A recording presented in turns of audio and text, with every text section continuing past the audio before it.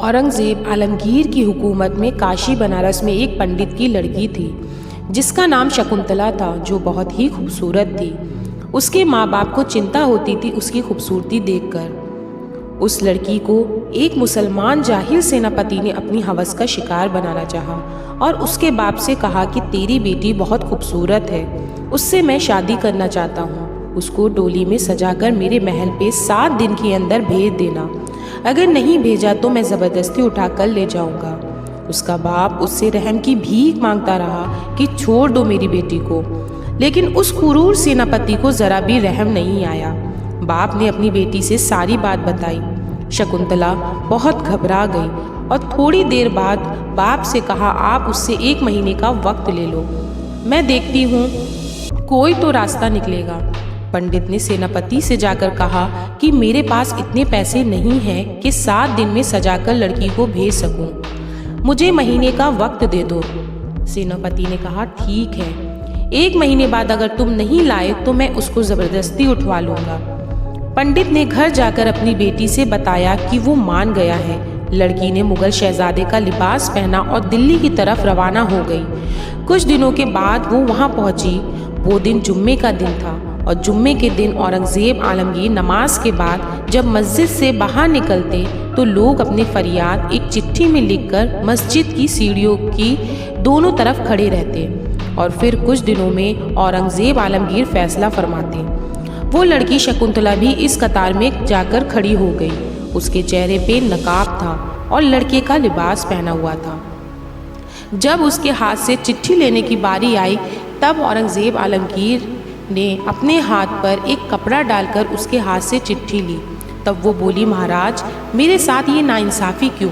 सब लोगों से आपने सीधे तरीके से चिट्ठी ली और मेरे पास से हाथों पर कपड़ा रखकर।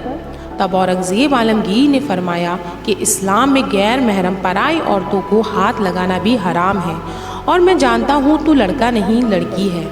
फिर बादशाह उसको अपने साथ महल ले गया और वो कुछ दिन वहीं रुकी और अपनी फरियाद सुनाई। बादशाह औरंगज़ेब ने उससे कहा, बेटी तू लौट जा, तेरी डोली सेनापति के महल पहुँचेगी वक्त पर उसी दिन। ये सुन शकुंतला सोच में पड़ गई और परेशान हो गई और वापस घर लौट रही थी तो सोचने लगी, बादशाह ने ऐसा फैसला क्यों किया? एक आखिरी उम्मीद यही थी, मगर उन्होंने मुझे बेटी भी कहा, ऐसा क्यों? और वो घर वापस आ गई। घर वापस आकर उसके बाप पंडित ने पूछा, क्या हुआ बेटी? तो वो बोली, एक ही रास्ता था, मैं हिंदुस्तान के बादशाह के पास गई थी, लेकिन उन्होंने भी ऐसा कहा कि डोली उसी दिन जाएगी, लेकिन मेरे दिल में एक उम्मीद अभी भी बाकी है। बाप ने कहा, कौन सी उम्मीद? बेटी ने कहा, मैं जितने दिन वहाँ रुकी बादशाह ने मुझे कई बार सिर्फ बेटी ही पुकारा था और एक बाप अपनी बेटी की इज्जत नीलाम नहीं होने देगा। फिर वो दिन आया जिस दिन शकुंतला की डोली सज-धज के सेनापति के महल जा रही थी। इधर बाप परेशान था और उधर सेनापति अपनी अय्याशी की खुशी मना रहा था। और जब सेनापति के महल में डोली पहुंची तो सेनापति ने डोली देख के अपनी अय्याशी की खुशी फ़कीरों को पैसे लुटाना शुरू किया। जब पैसे लुटा रहा था तब एक कंबल पोश फ़कीर, जिसने अपने चेहरे पे कंबल ओढ़ रखा था, उसने कहा, मैं ऐसा वैसा फ़कीर नहीं हूँ, मेरे हाथ में पैसे दे। उसने हाथ में पैसे दिए और उन्होंने अपने मुंह से कंबल हटाया तो सेनापति देखकर हक्का बक्का रह गया, क्योंकि उस कंबल में कोई फ़कीर नहीं था बल्कि औरंगज़ेब आलमगीर खुद थे।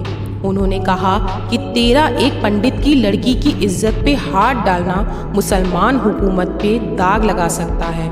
और फिर औरंगज़ेब आलमगीर ने इंसाफ किया। 4 हाथी मंगवाकर सेनापति के दोनों हाथ और पैर बांधकर अलग अलग दिशा में हाथियों को दौड़ा दिया गया और सेनापति को चीर दिया गया।